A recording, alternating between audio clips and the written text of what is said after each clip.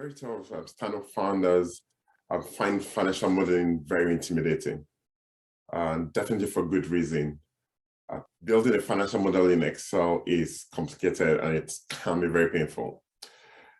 For UK-based startup founders who are applying for the HMRC advanced assurance and need a financial forecast, the good news is that these financial forecasts are relatively straightforward. The keyword there being relatively. It's not as complex as some of the models you need for other purposes, such as maybe a Series A fundraising or a leverage finance and transaction. So in this video, I'll be going through 3 steps towards building a financial model or financial forecast that gets you your HMRC, EIS, or SEIS approval. So let's get started. The 3 steps are this. It must be simple, consistent, and must tick the right boxes. Starting with the first one, simplicity. The key thing to remember here is that this financial forecast is for one specific purpose, to get you your HMRC approval. I've seen founders, want to demonstrate, how good they are,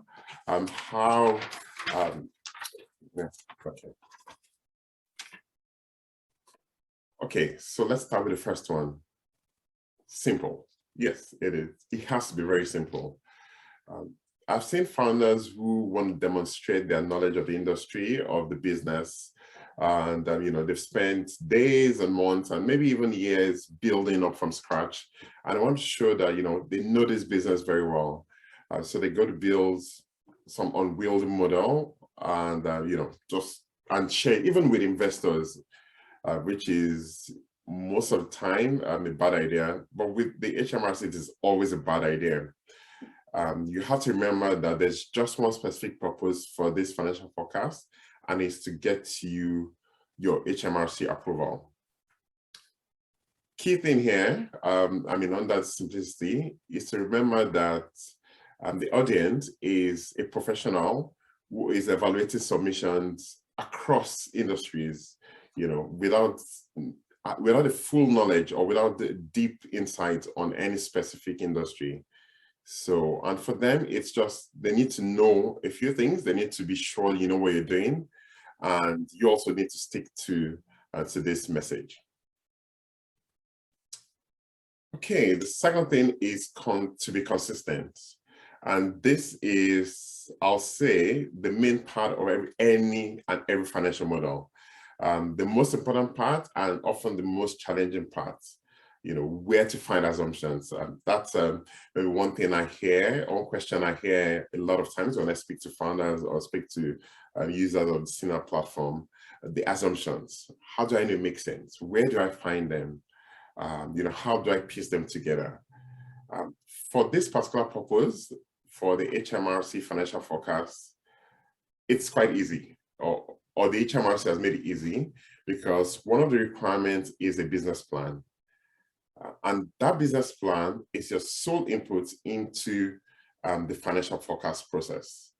So what that means is this: you have no business building a financial forecast if your business plan isn't ready, or at least a skeleton of it. So the starting assumption for this assumption section is that you have your business plan ready in some shape or form. So let's look at the key elements I have here on the page: the business model, your solution slide, and then your roadmap. The business model answers the question, how do you make money? Are you a subscription business? Are you a fee-based business? Is it a marketplace that takes commissions? Or perhaps you are a pizza shop selling units of pizzas. So that's quite straightforward. The first line on your P&L is the revenue line, which is simply summing up all the different ways you make money. We go to the second point there, or the second broad thing in a simple P&L model is your costs. How do you, well, for lack of a better word, how do you lose money? How does money go out of your business? And I think the solution is one of the key slides, not the only one, but one of the key slides that answers that question. Similar to your solution slide answers the question, how do you spend money, or or deals with money outflows from the business. For different types of businesses, for different types of solutions, for example, if it's a tech solution to a problem, or if it's a marketplace, or if it is a shop, a physical store, the cost infrastructure, the cost basis, the unit economics of that business will differ. So that's what this section answers. I'll take it again. Your solution section of your business plan answers the question, how does money go out of your business? How do you spend money? And the different solutions will imply different cost structures. Will also imply different unit economics, which is basically saying the profitability per customer or per unit.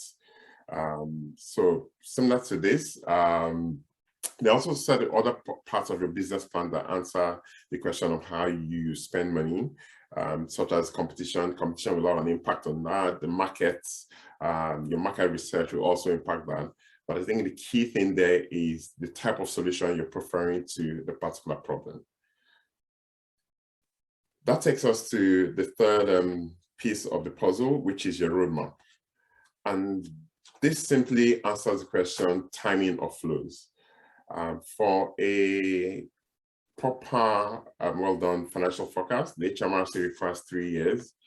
I mean, in the roadmap, you will probably also have made some certain assumptions, laid out how the business is going to grow from most times 0 to 1, I mean, in startup speak, or from where you are to where you want to be.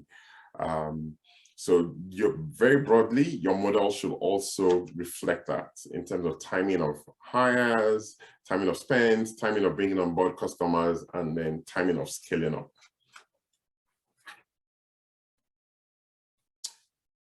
So assuming you've got all the assumptions in, you've got all your inputs set, and then you've put it through an engine, either an Excel template or an Excel you built yourself, or a platform like Sina, and you've got your output. One thing to just bear in mind as a refresher, as an overview as well, is that you need to be sure that all you've put in, whatever output you have, ticks the right boxes. Similar to the second point on the assumptions, the HMRC also made it easy by including a checklist for each of SEIS and EIS, which you have to include with your application. There are a couple of points here. There are 3 key points that you have to demonstrate, which you often tie back to your financial forecast when you're filling a checklist. The first one is the risk to capital requirements, which simply just says, you have to demonstrate that you're not promising heaven and earth to your investors, but that there's a risk that those investors will lose their money and you're being upfront with them.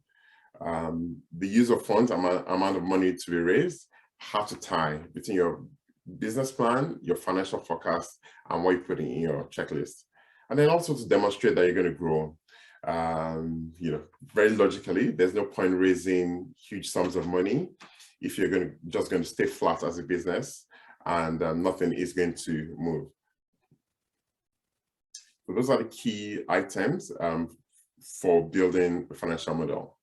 Together, to tie the 3 together is your output. This is a sample output we use as Sina for on the platform, and it's very simple. Maximum 3 pages. It's easy to find all the answers. Like we said in the last point there, the last step, it's all about ticking the right boxes. When someone is going through your checklist, they need to be able to find the answers very easily. I struggle to see how, if you submit a 10-page document, you make it easy for someone to find what they're looking for. This is a format which we've used for all our users, our customers, and they've all got approved at once. Keep it simple, keep it straightforward, and PDF, because remember, you have an overall size constraint for all your documents. Finally, we've talked about the inputs, we've talked about what you need to ensure goes into building your forecast. I need to pay the bill, so I'm talking about Sina, who's put me here. And we are the best, the cheapest, the simplest, the fastest way to get your financial forecast done. Like I said, if you're an Excel guru and you can do it on Excel and you can sort it out in no time, well, you can still come and try here and save yourself time. But for all those who are no Excel gurus, this is for you. In as little as 30 minutes, you can come on here, create your financial forecast in a very simple, easy to use, and affordable platform.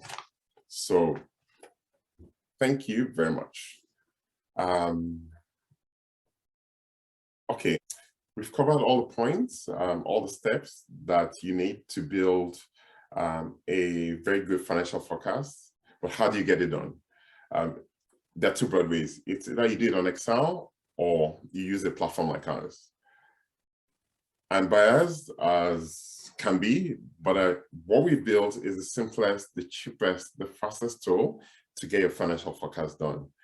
In as little as 30 minutes, with your inputs, you get a report that looks like what I showed in the last slide. So try now, it's free to try. It's the subscription is only £50 and we run your promotion at the moment. So try now, it's at cana.io. And then you go on from there, create an account and leave us comments. Let us know how it goes. Thank you.